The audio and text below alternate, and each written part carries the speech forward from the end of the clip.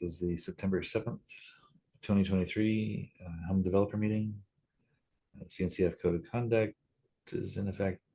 Be good, be nice to each other. So announcements, there's no announcements unless anybody has one.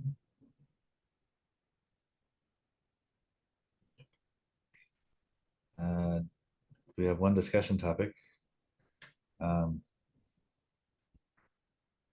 It is a issue for the Helm install script GitHub rate limit. Yeah, that one's mine. So this issue should probably be reopened. What's happening here? Well, I'm pretty sure what's happening here. I haven't had anyone actually confirm this is what's happening, but I've been able to recreate the same behavior by accessing that GitHub URL over, like, apparently you've got like 60 tokens in some period of time, and once you've exceeded it, you get 403 errors. So apparently people have this script, that the Git Helm script, in like their CI/CD, and they're running out of of rate limit. And we have a number of people chiming in on that thread. Right.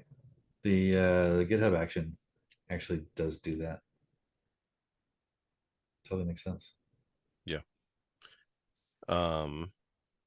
So it had me thinking, okay, how do we get around this, right? I don't know do we have like Cloudflare? Could we put this in like behind a cache on Cloudflare, or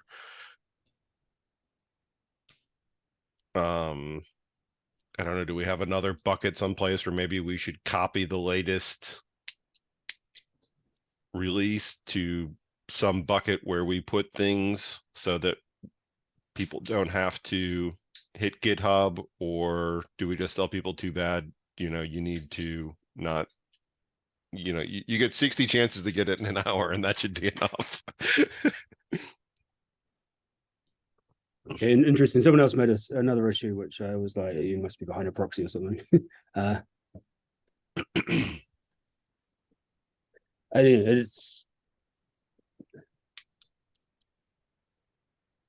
It kind of sucks to tell everybody to mirror it, but it has to be some sort of rate limit. Of course, it's just GitHub chose 60 an hour for us.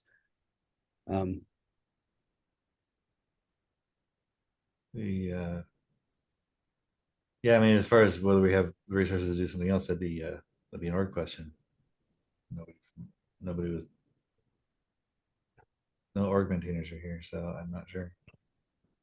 Yeah, I guess we'd have to put it in like a S3 bucket or whatever we have, Cloudflare R2, or probably is, or some sort of cache. Like, my first thought was, if we just put this behind like a Cloudflare cache and moved it to helm.sh latest or whatever, it could potentially solve this. I'm not sure that the downloads are rate limited or not. I know that the asking for the URL for the latest release is rate limited. I don't know if actually downloading the releases is rate limited. Yeah, I mean, you have a million people doing it. It's just when it's all coming from one IP address, GitHub will rate limit that IP address. And that's well documented at GitHub. Yep.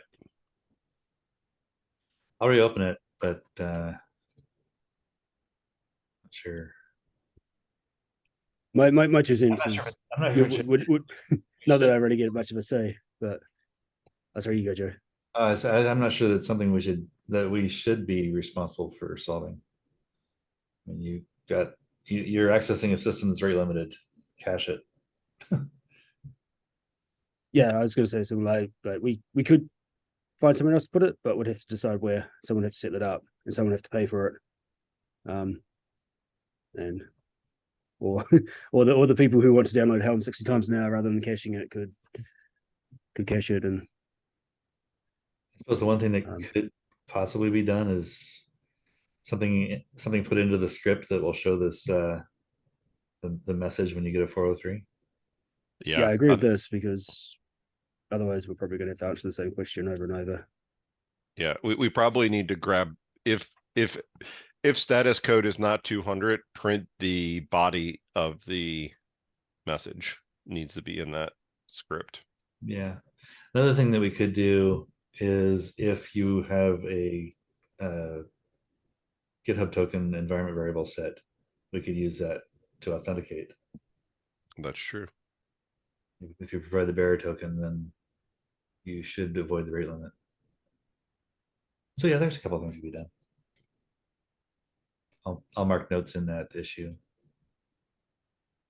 Yeah, I also see this script is kind of a convenience. At the end of the day, what it's doing is is going to the right place and doing curl. So I mean, for more advanced users, they could probably skip using the script altogether and just write their own curl command. True. But like Matt always says, this is for people who don't know, who shouldn't have to know much about Kubernetes. They just want to be able to run their software. So Yeah, definitely. Like for the beginner, it's super convenient. Once you're a little more advanced, then maybe you could do more advanced things. I'm not sure. Just a thought.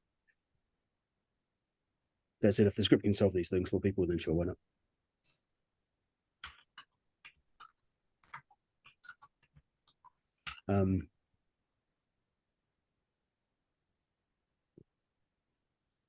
yeah, I think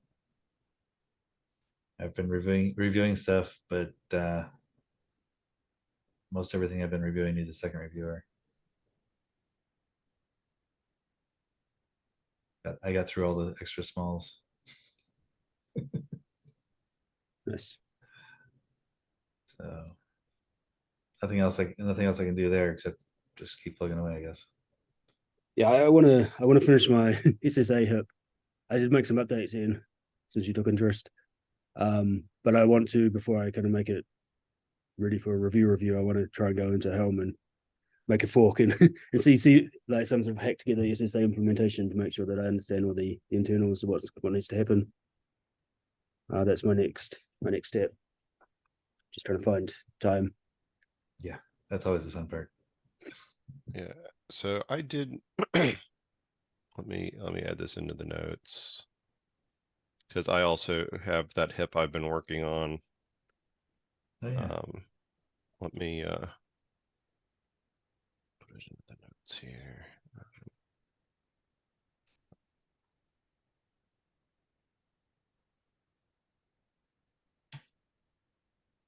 So Matt gave me some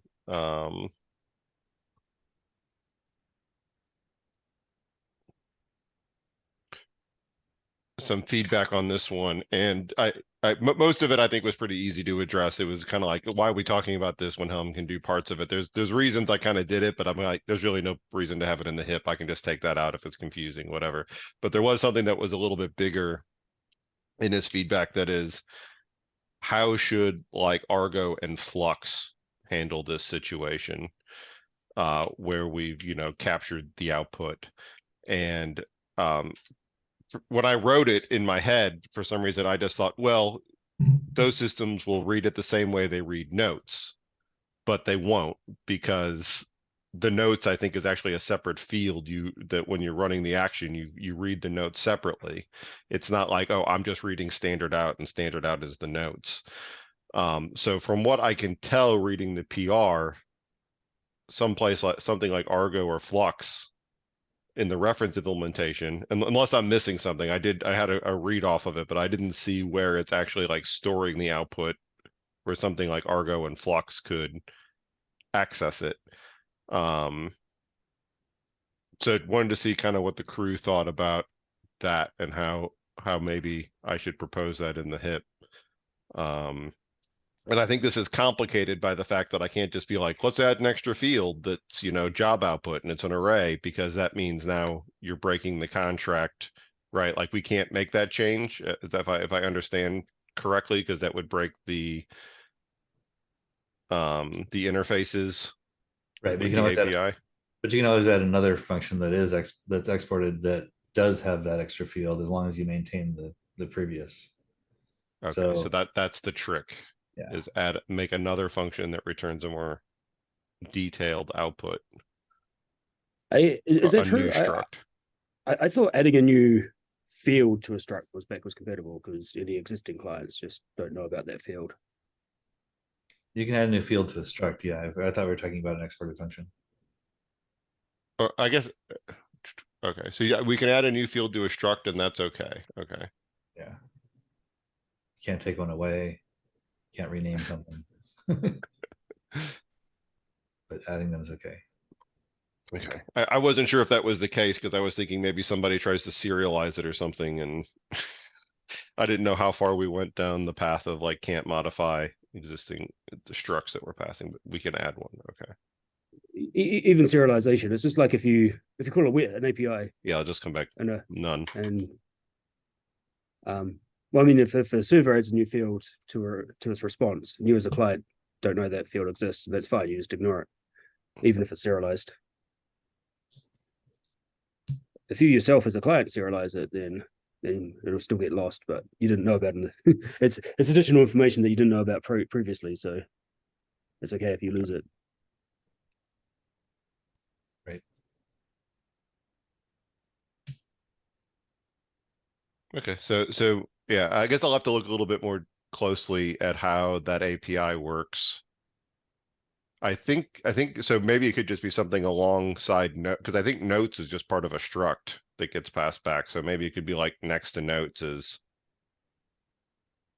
job output or hook output if it was. Probably be a list. For Yeah, for Argo and Flux and these other systems, I assume they use the Helm SDK, right. not the CLI. Yeah. And the CLI does have structured output, of course, but it's kind of the same that if you are outputting a new field and structured output, then existing clients would just ignore it. And I don't think we make any really strong compatibility guarantees with the non-structured output. Is that right? As in, we probably wouldn't change existing lines, but we might add new lines to an output. Or would have a flag to say display hook output. Yeah. And I then don't also, think we have any guarantees about output because anyone can put anything they want into notes and it's gonna splat it out. Sure. there are certain things that Matt's brought up before that, oh, you can't change that because some people scrape this. But I don't think I don't think adding output's gonna affect that. So at least it's not as long as it's something you opt in for. As long as it's a flag you opt in to get, it's fine. Yeah, and as far as the output from the hooks into the struct, I would imagine that the output would be a list of structs that have the name of the thing producing the output and the output. That makes sense? Yep. I think that's what I'd want if I was consuming it.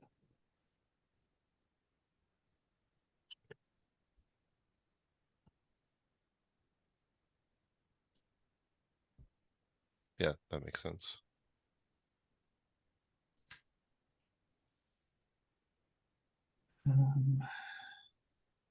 Let's see.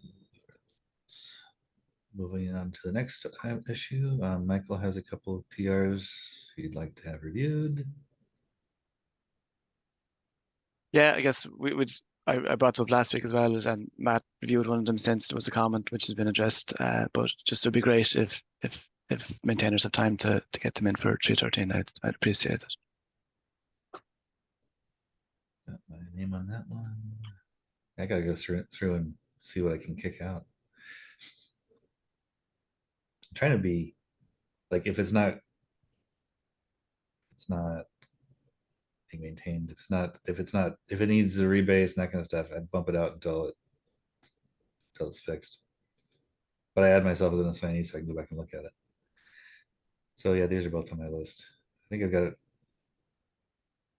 Great, thanks. I've got what? Oh, shoot, I forgot what I've got. I got about 6 that are on my short list. It's down to 4. Nice.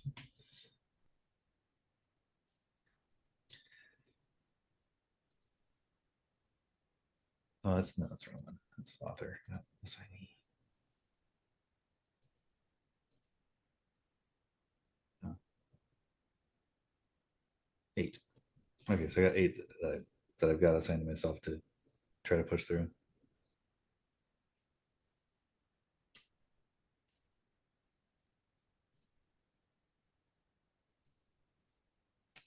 And yeah. Moderator, issue triage. I can do the triage as usual. If there's anything PR wise that you want me to look at, just feel free to ping me as well. Yeah, I've been trying to help on the issue triage and PRs too, so. Cool. Thank you. Yeah, Right. yeah, all help is appreciated. Sometimes I don't know. It seems to go in waves. Like sometimes it's quiet, and other times everybody seems to have. Yeah, I all started sorts putting of. time into PRs, so I don't have much time to do issue triage anymore. No, that's good because PR time is so sorely sorely needed. So Yeah, with an hour a day, I get through maybe 1. There's 311. maybe next year they'll. Anyway, Low okay. hanging fruit that we can close. I mean, that's a lot, like the older ones that, won't ever get around to. Yeah, what I've been doing is I go through some of the older ones and ask the contributor to see if they can rebase it, and if there's any comments that need address the comments, and then I mark it as stale if they don't respond for a week, and then I'm closing them if they don't respond after like a month after I mark them stale, especially in the summer when people could be on vacation and whatnot. I'll leave that extra time. Makes sense. Is there an auto? No, I'm not letting the auto do it. There's no autos on PRs, and there's so much negative feedback from that. I just do it by hand. It's easier. it's less hostile. I feel better about it. I mean, it might be okay if you mark it as stale for the auto bot to close it after 30 days. But I agree with PRs because they move a little slower. Yeah, it's kind of awkward to auto close people's PRs. It's not Yeah, I very think friendly. yeah, probably before we'd have a bot closing them, we'd have to get a little bit more active about keeping them up to date. Would be because otherwise people will be getting pretty upset that they made a PR and then due to no fault Bot of their says own, no. it was getting closed. you're not getting a review. It got closed. That would suck. Yeah. All right, cool. If anybody has anything else. All right. Thanks, everybody. Awesome. Thank you.